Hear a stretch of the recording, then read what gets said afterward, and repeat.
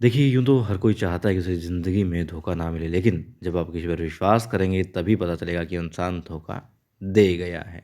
जी हाँ, इसी तरीके से मालेराव ने धोखा दे दिया है देवी अहिल्या के विश्वास को, देवी अहिल्या के विचार को, उनकी सोच को, उनकी ममता को और रानी अहिल्याबाई को भी। इतना ही नहीं, मालेराव ने नाजायज़ फ़ायदा उठाया है अपने पद का और हैरान परेशान कर दिया है घरवालों को, महल के पदाधिकारियों को, साथ में रुलाने वाला है मालवा की जनता को। देखिए, देवी अहिल्या क्या करती हैं, विकट परिस्थितियों से घिरी हुई हैं, इसीलिए महल से बाहर जाने का निर्णय लेती हैं। यशवंत भी मल्हार राव सुधार जी के साथ कदम से कदम मिलाकर उन्हें सुरक्षित लेकर के आने के लिए निकल जाता है। तो कुछ भी नहीं होते हैं। अब ज़िम्मा किसको सौंपा जाए? जब पूछते हैं गंगूबा तो फिर कौन सँभालेगा? देवी लोग देखती हैं कि ठीक है, सही मौका है जब मालेराव थोड़ी ज़िम्मेदारियों को समझने की कोशिश भी करेगा और अब कोई है भी नहीं कि कोई और ये ज़िम्मेदारियाँ सँभाले। इसलिए देविलिया कहती है कि मालेराव अब प्रशासन सँभालेगा जब तक देविलिया लौट करके आती है। जैसे ही मालेराव ने सुना और गंगूबा हालांकि यहाँ पर खुश नज़र आ रहे थे, मगर तुरंत देवीले जैसे वहाँ से जाती है, बैठता है गद्दी पर और अपने आप को राजा महाराज महसूस करता है। हैरान हो जाते हैं अब गंगूबा भी उनके इरादे देख करके, चाल ढाल देख करके।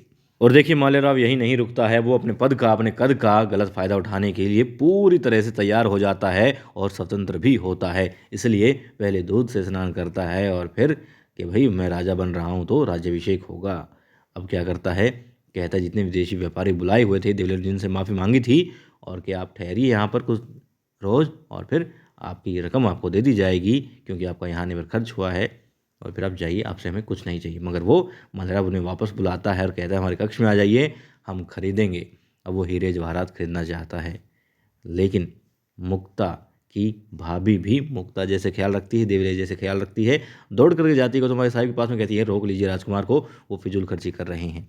अब गौतम साहिब जब वहाँ पहुँचती है तो कहता है नहीं, हमारा राज्याभिषेक हो रहा है, हम राजा बन रहे हैं और जितने भी हमारे साथी देश हैं, राज्य हैं, सबको बता दीजिए कि मालवा की गद्दी पर मल्हार राव सूबेदार जी का पोता मालेराव बैठ चुका है, तो खर्च तो होगा, भव्य आयोजन होगा। अब यहाँ पर वो फिजूल खर्च भी कर रहा है और देवी अहिल्या को धोखा भी दे रहा है, साथ ही अपने दादा साहिब के साथ में भी धोखा कर रहा है, क्योंकि महाराज जब हैं तो भला वो कैसे गद्दी पर बैठ सकता है, कैसे उसका राज्याभिषेक हो सकता है बिना उनकी इच्छा से। और देवी अहिल्या सिर्फ चंद रोज़ के लिए उसे प्रशासन की जिम्मेदारियां सौंप करके गई थी, मगर वो अपनी जो गद्दी है उसे हथियाना चाहता है पूर्ण रूप से, कि मोहर लग जाए और बाकी राज्य भी साथ दें अब उसका, जब देवी अहिल्या कहे तुम गलत कर रहे हो तो। और देखिए, जो धन देवी अहिल्या अपनी बेटी की शादी में भी नहीं लगा रही थी, मालवा की जनता के भले में लगाना चाहती थी, उससे भी ज़्यादा खर्च करना चाहता है मालेराव।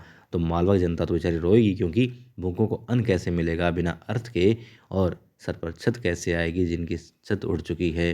मतलब बहुत सारा यहाँ पर धन लगेगा लोगों की ज़रूरतों के हिसाब से, उनके आंसू पहुँचने के लिए, मगर नहीं, मालेराव तो अपने वस्त्रों से सुगंध लाना चाहता है